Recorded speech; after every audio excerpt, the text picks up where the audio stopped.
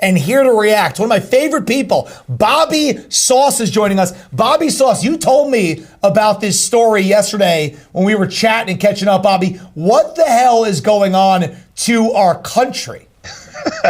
Yet another symptom of us devolving into a degenerate hellscape is, I'm pretty sure, what's occurring. And just the fact that, you can't buy a can of spray paint in Washington state if you're under the age of 18, or in any state in America, matter of fact. But you can go and get an abortion. You can go and change your gender. You can go and get your breasts cut off. You can go and mutilate yourself with irreversible surgeries. But you can't buy a can of spray paint. You can't get a tattoo. You might regret that later. But yeah, this is just yet another symptom of us just completely devolving away from sane reality.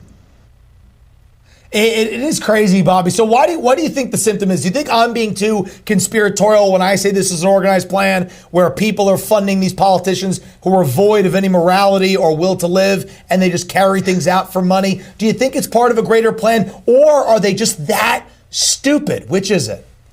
I really do think that all things kind of point towards the exact same direction. And I think that a lot of people are kind of willfully ignorant to the spell that they're under from the greater kind of puppeteers at the top, which is the simplest direction in order to create control in perpetuity forever is to weaken society in every way possible. So weaken your opinion of yourself, weaken your health, weaken your ability to understand basic reality, give credence to your delusions about the world, and then allow you to take the position of a victim and then feed you pharmaceutical products or other things that they can profit off of for you to destroy yourself, and then convince all of the other people that are also lost to go out and then scream and squeal and beg for the rights of the other people to be taken away as well. You see this with guns, you see this with the telling young children that they can transition, and everything in between, like the mayor of Chicago, like you just had up, basically giving these teenagers the right to go and be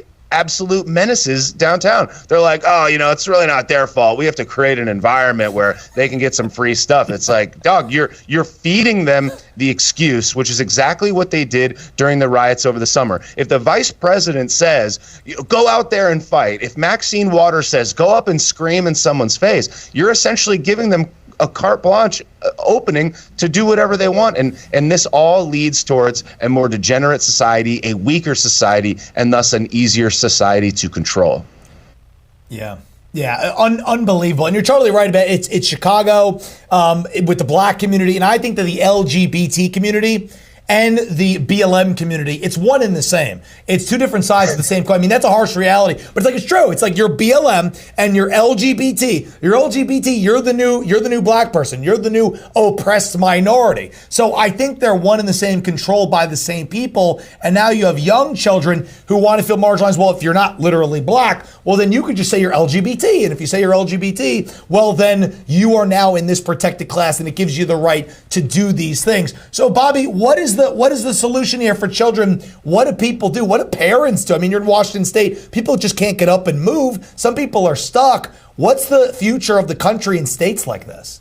Well, that's a great question, but the reason before that is that they're preying on the weakest, where they can assume the most people into their camp. So that's why they're going after these people. They don't have the strong family unit. As far as what the solution is, my friend Andy Frisella says personal excellence is the ultimate rebellion, and I really do believe that is the only solution to everything. It's like it has to start internally. If we aren't the healthiest version of ourselves, if we aren't buying the best, highest quality food, if we aren't spreading the knowledge to the people in our social circles, if we're not fortifying our financial position, if we're not fortifying our position in the community and spreading the word, you just have more people that fall under the spell of the easy way out. If a person, I learned a really important lesson years ago, which is I had a roommate that would wake up early and go to the gym every day. And I would go for a jog and didn't really think much of it. And I'm like, this dude is getting ahead. I was watching him wake up, and when I was tired, he would go out and get a pump in. And it made me want to go to the gym. And I started going to the gym regularly with him and then even without him.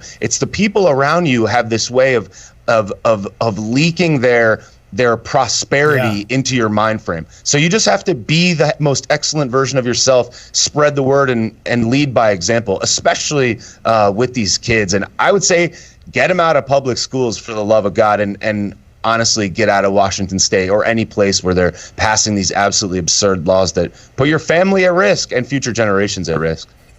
Yeah, it really has devolved into a hellhole, and just as much as people around you that are a good influence make good things, it's the same on the opposite side. If you're around a group of people and all the kids in the school, you could be a good parent out there watching the show. You'd be a good, great parent, a Christian, but every single day your kids are going to school and they want to fit in, and the kids are like, the kids around your kid are like, oh, yeah, I'm trans, I'm gay, I'm this, right? Because they went to a drag time story hour. It's like you're not going to be able to combat that drumbeat all day, 8 hours a day in the government-controlled public school, right? So, I mean, do you think that these liberal states will ever, so like place like Chicago, right? Place like these liberal states, liberal big cities, will they ever snap back in? Because I'm starting to think, Bobby, that it's over. That just like Chicago, they went from Lori Lightfoot to this psychopath. Washington State, they had an election. They elected the Democrat again. This is happening. Is it just over for these places completely?